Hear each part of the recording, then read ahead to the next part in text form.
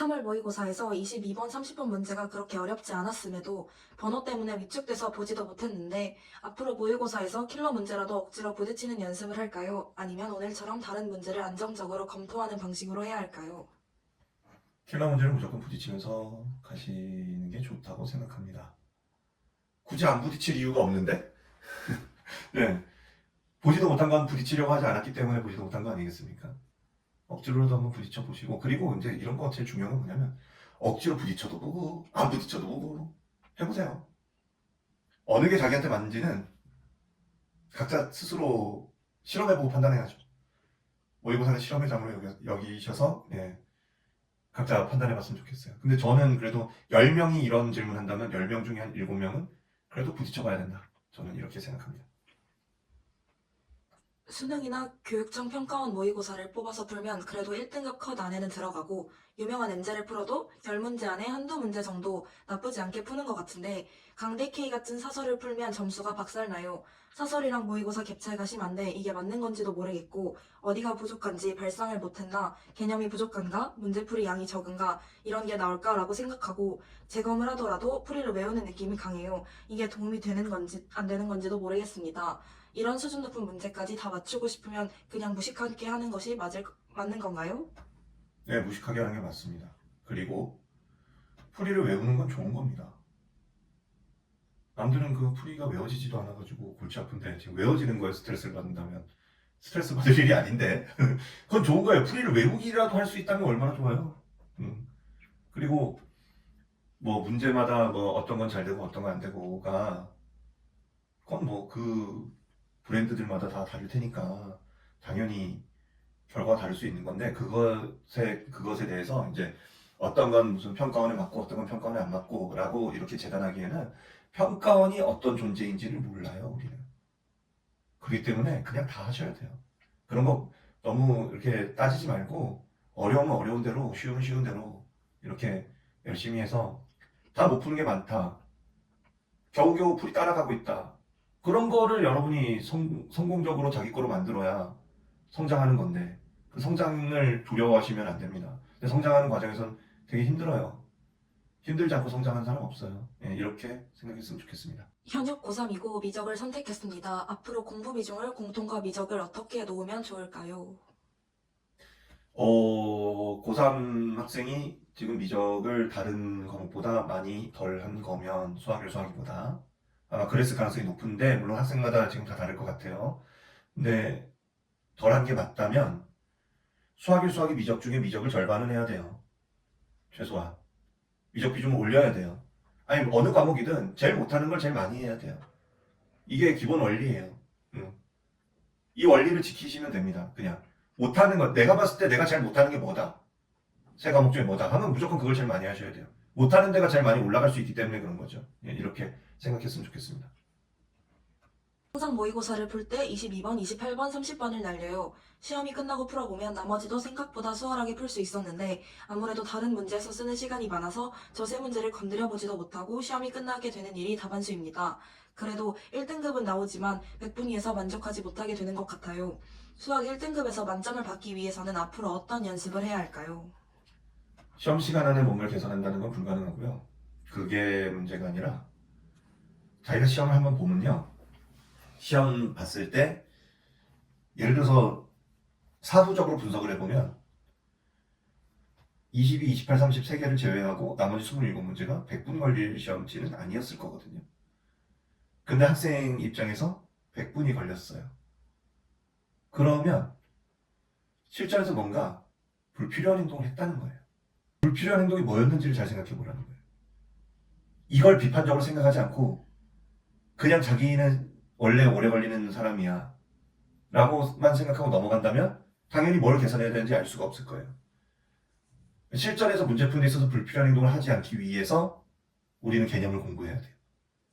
그리고 저 역시 지금 수업을 진행하는 방향에 있어서 이걸 중요하게 여기거든요. 불필요한 행동을 하지 않기 위해서 실전에서 그런 행동을 줄이기 위해서 평소에 문제를 완벽하게 분석해서 풀어야죠. 그래야 실전에서 빨라지는 거죠. 제가 최초 풀이 영상 찍는 거 보면 불필요한 행동 거의 안 하잖아요. 그게 이런 거예요. 그런 게 훈련이 잘 돼 있는 입장인 거고 학생들 입장에서는 그에 비해 불필요한 행동들을 많이 하죠. 그거를 어떻게 줄이면은, 어떻게든 줄여내면은 분명히 고난도 문제 풀 시간을 확보할 수 있을 겁니다. 여기에 포커스를 맞춰서 비판적으로 생각해 볼 시간을 가지시길 바랍니다. 시험이 끝나고 다시 생각해보면 바로 풀리는데 시험 때는 오래 생각해도 못 풀겠어요. 여유가 부족한 것일까요? 이게 저랑 반대 캐릭터인데 저는 시험 때는 더 잘 풀었거든요. 그래도 평소에 풀면은 아니 평소에 저 고등학교 때도 평소에 엔제 같은 거 풀면은 다 맞추지 못해요. 근데 시험 때는 오히려 다 맞추는 거죠.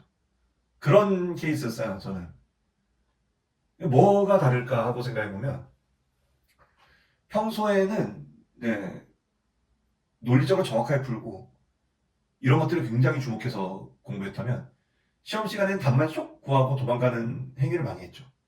저는 그랬던 사람이고 근데 이제 학생들 입장에서는 그 반대란 말이에요. 음, 반대일 거예요 아마. 예, 반대의 경향이 좀 더 강할 거예요. 시험 때 되게 과감하지 못한. 음, 그러니까 두려우니까 잘 못하면 안 된다고 생각하고 두려우니까 심리적인 요인이 강하죠. 근데 이제 저 같은 사람은 고등학교 때 일관되게 그랬던 것 같아요. 시험은 하는 데까지 하는 거다. 좀 이런 마인드였던 것 같아요. 할 수 있는 모든 걸 쏟아붓겠다는 마음으로 시험에 임했지. 못하면 어떡하지, 못하면 어떡하지. 이런 식으로 생각한 적이 한 번도 없어요. 어떤 시험 봐도. 아 근데 그렇게 하잖아요? 그럼 못해요. 망해요. 망해도 있잖아요. 내가 시험 망해도 뭐 수학은 망한 적이 없지만 다른 과목들은 막 망해요. 망해도 아씨 망하면 안 되는 데가 아니라 하는 데까지 하는 거지. 다음에 시험 볼 때 또 그래요. 어. 저는 그랬던 것 같아요. 그래가지고 보면 망했어도 그런 거 있잖아요. 찍었는데 틀렸다. 뭐 그냥 깔끔하게 인정. 할 수 없지. 찍었는데 맞았다. 그래도 난 운이 좋았지. 이게 내 실력이 아니야. 이렇게 생각을 해요. 예. 그냥 그렇게 생각하고 어떤 시험 점수 자체에 대해서 많이 상처를 안 받았던 것 같아요. 못 보면 못 보지. 근데 끝에 가서 봐라. 약간 이랬던 것 같아요. 끝에 가서 과연 못 보나. 끝에 하는 데까지 해보자. 항상. 저는 그랬던 것 같아요. 그리고 노력을 많이 했어요.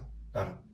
이게 노력을 많이 했다는 말도 그냥 어디 가서 참 이렇게 얘기하기 싫은데 학원기에 올 때까지 난 정말 고등학교 때 공부를 열심히 했어. 이런 소리 해본 적이 없어요. 열심히 했다고 생각한 적이 없어요. 근데 학원기에 와보니까 내가 열심히 했더만 학생들 공부하는 거에 비하면 내가 정말 열심히 했더만 나는 고등학교 때 내 친구들 생각해보면 내가 감히 열심히 했다고 말할 수 없는 위치였다고 생각하는데 그런데 지금만 생각해보면 학생들하고 비교해보면 내가 열심히 했더만 그런 생각은 있어요. 근데 어쨌든 저는 심리적인 부분에 있어서 못하면 어떡하지 못하면 어떡하지의 측면을 내려놔야 된다고 생각해요. 그냥 할 수 있는 걸 하고 하는 데까지 하겠다는 마음으로 임하면 그래도 평소 푸는 수준으로는 풀 수 있지 않을까 하는 기대가 있습니다. 엔제는 이제 들어가야 하나요? 더 늦게 들어가면 늦은 거겠죠? 공부에 늦은 건 없어요. 공부에 늦은 게 어디 있습니까? 네. 내일 수능인데요. 오늘 엔제 들어갈까요? 한 개라도 해야죠.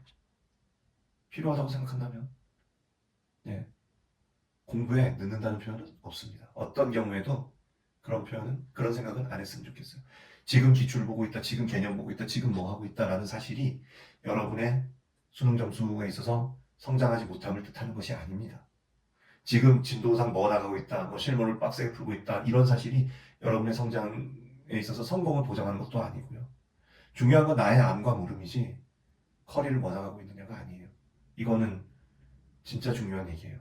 자신의 암과 물음에 집중하세요. 그것만이 좋은 공부법이에요. 이렇게 생각했으면 좋겠습니다. 내가 지금 기출 공부를 잘하고 있는 중인지 확인할 방법이 있나요? 많이 기억나면 잘하는 거고요. 많이 기억 안 나면 잘 못하는 거예요. 본인이 얼마나 기억나는지는 패스파인더 책 같은 거 이렇게 휙 넘겨가면서 한 페이지 보면서 이건 이렇게 푸는 거였지. 이건 이렇게 푸는 거였지. 정도 되면 잘하는 거고요. 이건 어떻게 푸는 거였더라. 이것도 어떻게 푸는 거였더라. 예를 들어서 한 3일 전에 공부한 건데 어떻게 푸는 건지 다 생각한다. 그러면 다시 봐야죠. 이렇게 생각해요.